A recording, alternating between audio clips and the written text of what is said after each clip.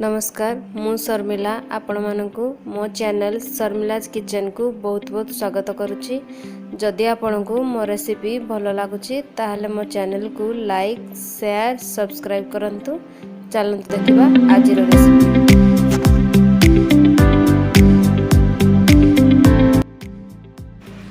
माछ तेल पोड़ा बनवाई मुझे दुईटी बड़ माछ 2 पीस बड़ माछ नहीं आपड़ चाहिए जेकोसी माछ भी नहीं पारे। एतिर किंतु चूना माछर टेस्ट बहुत भल आसी थाए।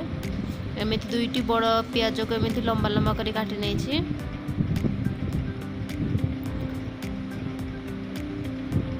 3 बड़ चामच सोरिष तेल नहीं।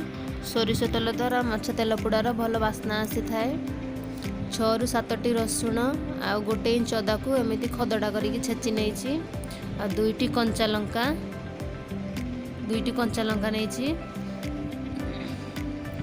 स्वाद अनुसार लुण।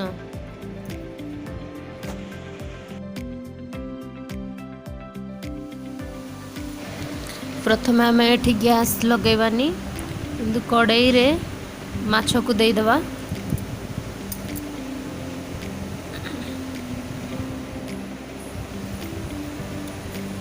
माछ दे सारा पर एथिरा आमे कटा काटिकी रखिथिबा पियाज को देदेबा। तापर एथिरा आमे अदा रसुण छेचा कंचा लंका को देदेबा।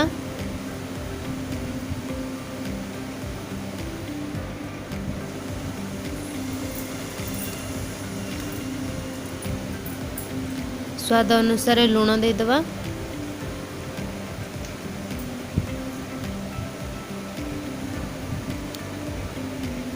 3 बड़ चामच सोरिष तेल देदेबा। तापर आम या हल्का भाव गोले नबा। सोरिष तेल भल भाव मिसी सारा पर किछि पानी ऐड करदेबा।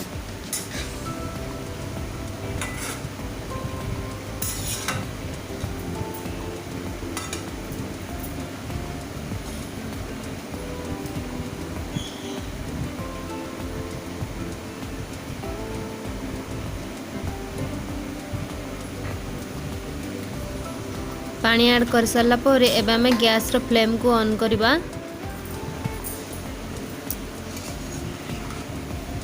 तापर हमें भल भाव माछ को गोले नबा।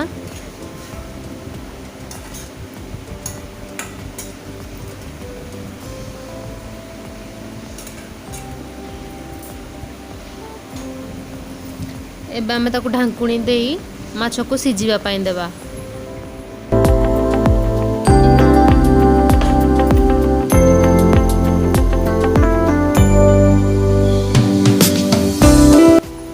पाखापाखि 10 मिनिट पर एबे हम चेक करबा माछ सिझिछि कि नहीं।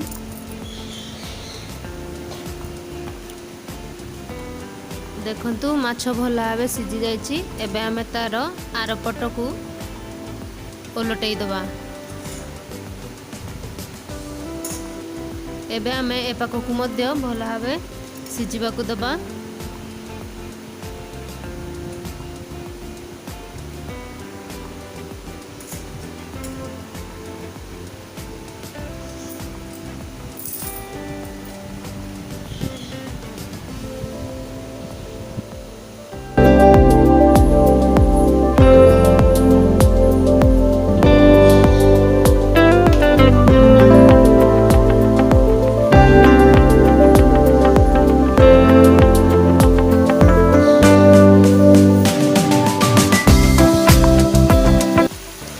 देखंतु माछ एबे भल भाव सिझि जाइछि आ से पानी मध्य सब सुखी जाइछि। एबे हमर माछ तेल पोड़ा रेडी हो गला। याको आपण पखाळ भात संगे खाइले यार टेस्ट बहुत भल आसी थाए। गरम भात संगे भी खाई परिबे। एबे हमें गोटे प्लेट को काढ़ी माछ तेल पोड़ा को सर्व करबा।